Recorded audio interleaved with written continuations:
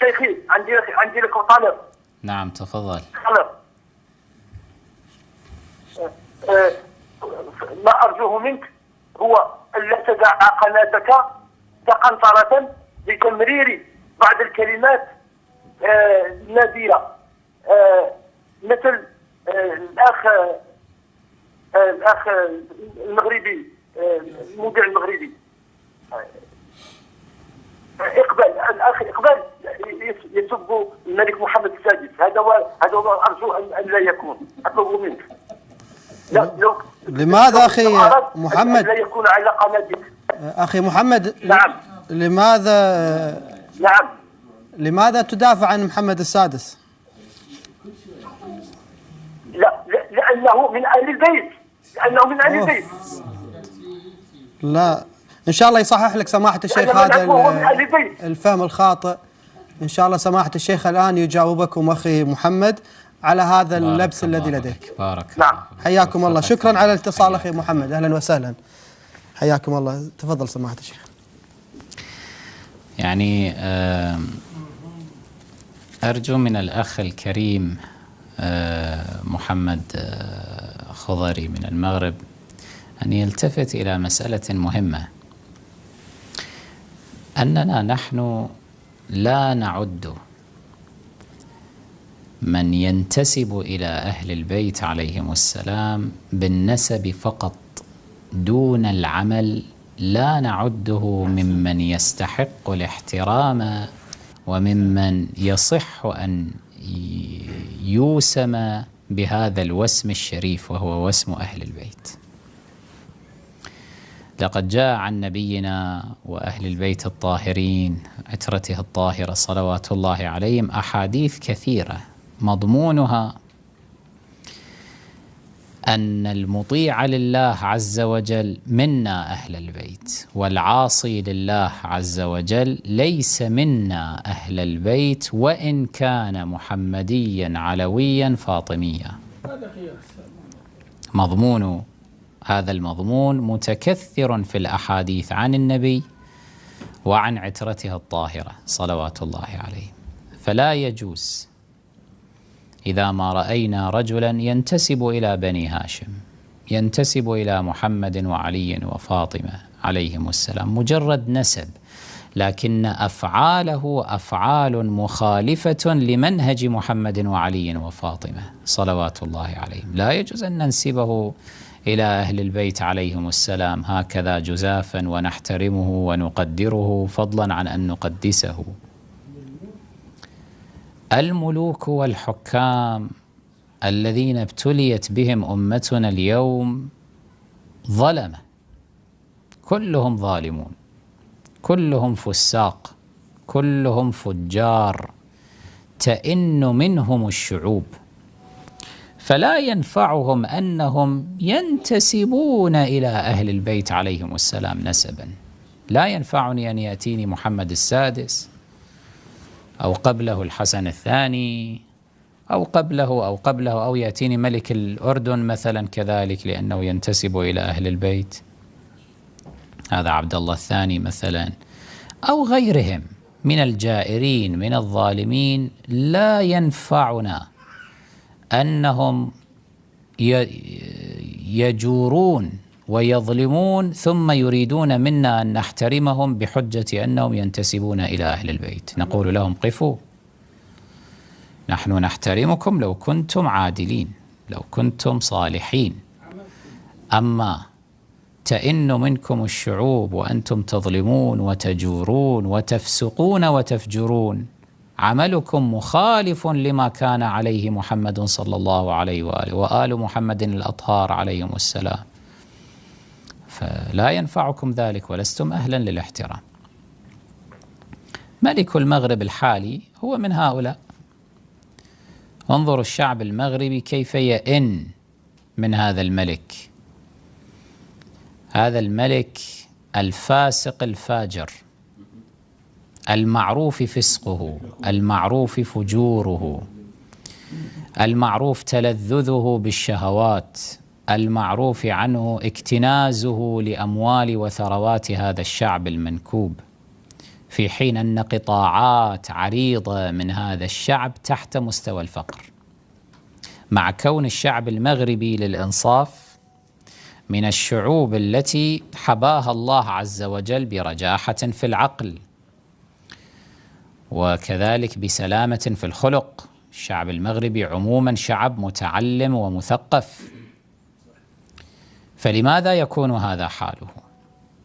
لماذا؟ ما أدري إذا سمعتم أيها الإخوة قبل فترة حادثة مروعة وقعت في المغرب، وهو إنسان مسكين مغربي كان يبيع الأسماك بشكل غير قانوني. لماذا؟ لأنهم يمنعون يعني الصيد على أساس المحافظة على الثروة السمكية، وهذا المسكين لا يكاد يجد شيئا يطعم به أطفاله، فهذه مهنته، يذهب يصطاد ويفرش هكذا في على قارعة الطريق بسطة يعرض بها أسماكه لمن يشتري، أملا فقط بأن يوفر الخبز لأطفاله.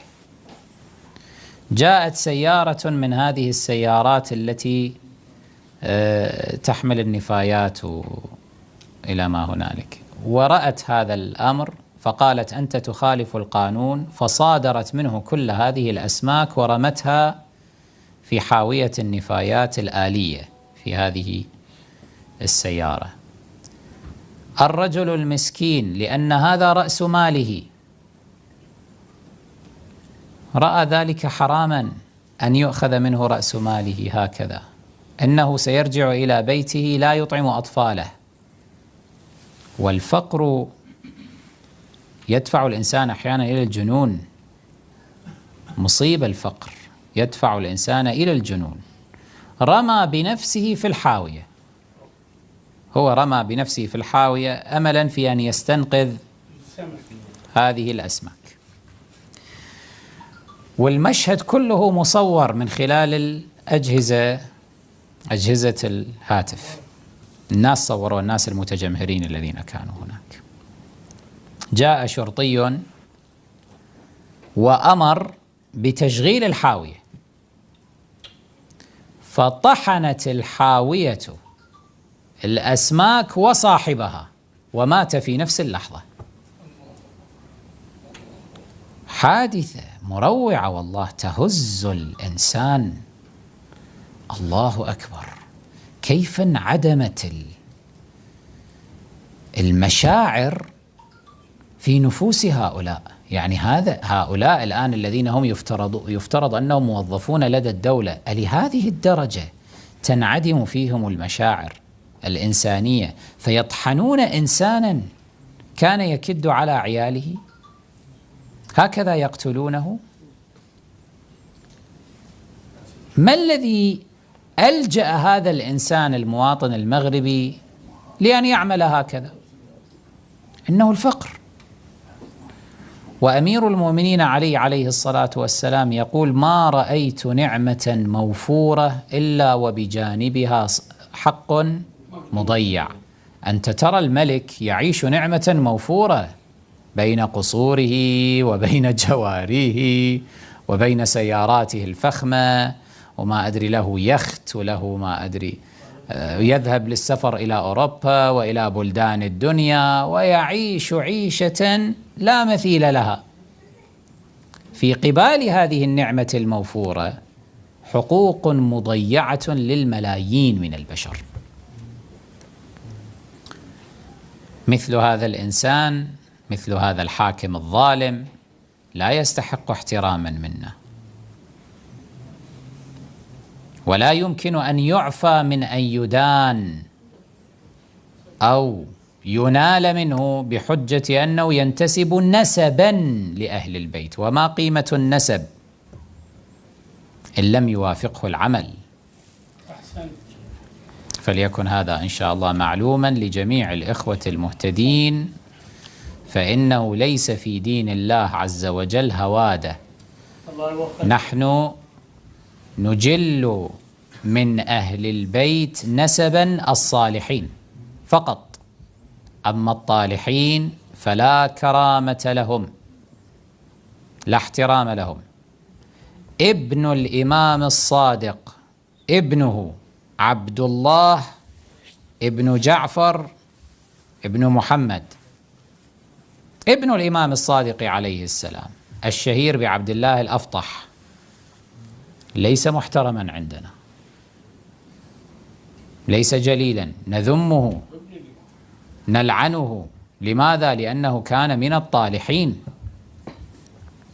وأئمتنا عليهم السلام علمونا هذا. الصادق نفسه عليه السلام هو من علمنا هذا، قال هذا ابني لا تحترمونه، هذا ابني ليس أهلا للاحترام. وهكذا نحن نجل مثلا نبي نوح عليه السلام، لكن لا نجل ابنه، ابن نوح كان كافرا. فكذلك أبناء وسلالة نبينا الأعظم صلى الله عليه وآله فيهم الصالحون وفيهم الطالحون. نحن لسنا كالبكرية نقدس الجميع، البكرية يقدسون الجميع، يحترمون الجميع. أصحاب النبي كلهم عدول، كلهم صالحون، كلهم مقدسون. نحن نميز، لا، منهجنا منهج التمييز بين الصالح والطالح، سواء كان صحابيا على تعبيرهم، تابعيا كان، أو حتى لو كان من الذرية النبوية، نميز بين هذه الذرية. وإلا حينئذ ندخل في الإجلال والتعظيم الفساق والفجر والظلمة، بل حتى الكفر والمنافقين ندخلهم كلهم في الإجلال والتعظيم لمجرد أنهم ينتسبون نسبا للذرية النبوية.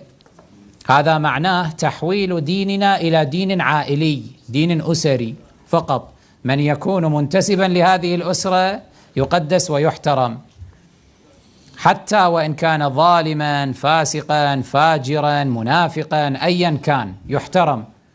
ومن لا يكون منتسبا فهو ماذا؟ تجري عليه الأحكام بتفاصيلها ودقياتها. كلا يا أخي، كلا أبدا، لا فرق بين مسلم ومسلم من هذه الجهة، بل الفرق كل الفرق بين المسلم والمسلم بأي شيء؟